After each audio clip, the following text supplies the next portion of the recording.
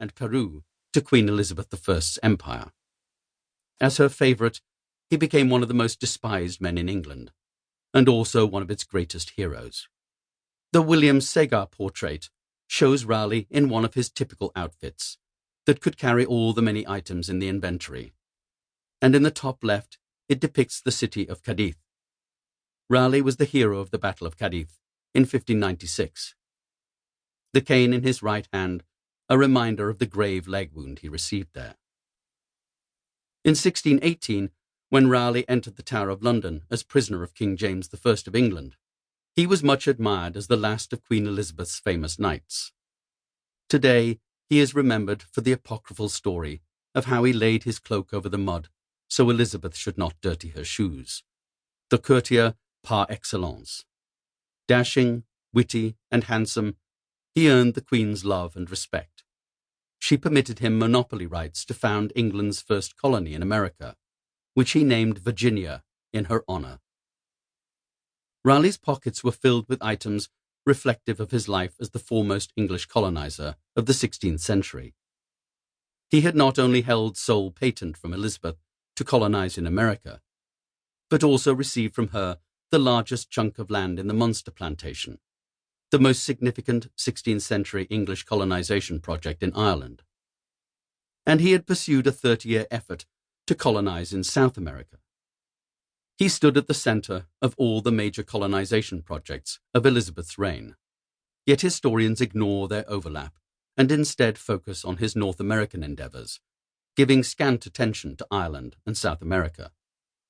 At exactly the same time Raleigh directed English colonization of North America, he undertook colonization of Ireland and sent people to South America to prepare for English colonization there. And his interests overseas were not confined to colonization. Raleigh organized and participated in naval and pirating expeditions, helped open new Atlantic trade routes, and played a significant role in England's rise as a maritime power. Raleigh carried into prison many items related to the sea, including a lodestone in a scarlet purse. This magnet was employed as a compass, the most appropriate tool for the shepherd of the ocean, a moniker given Raleigh by Edmund Spenser, England's first national poet. Raleigh promoted the arts of navigation in England, oversaw the building of England's most advanced ship, and became the most important English naval theorist of his time. He did not need a compass in prison, but the fact that he carried one shows how important the sea was in his life. Many of the personal items in Raleigh's pockets were set in gold and studded with diamonds. He carried a jacinth seal, likely a sapphire, with a Neptune cut in it, set in gold.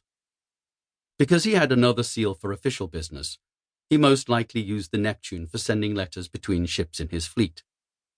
He also held one gold whistle set with small diamonds, almost certainly a boatswain's whistle, which had only become common in England a decade earlier. When he was much younger, he wore diamonds on his shoes and lace ruffs around his neck to make an impression. But none of these ostentations were mindless. When Raleigh pulled these useful items from his pocket, their beauty was a marker to him of their essential value. Like other natural philosophers, Raleigh was intensely curious about the nature of material things, their character and purpose. He believed that scientific study of nature, God's creation, increased piety. As an alchemist, he attempted to transform one thing into another. Humans could improve life by altering substances. Overseas, he collected crystals, ores, and plants, and then conducted experiments on these items. Raleigh's overseas activities thus fulfilled service to the monarch and promoted his material interests, while they fed his curiosity about the nature of the universe. Raleigh carried with him into prison numerous other mementos of colonization and empire. He bore on his person many maps of the Empire of Guyana, which included the alleged route to El Dorado, plus documents about a silver mine in Guyana, and a Guyana idol of gold and copper. The king confiscated all these things, just in case Raleigh really did know where the world's richest mines were located. Though Raleigh might have carried the idol to prove the provenance of its gold,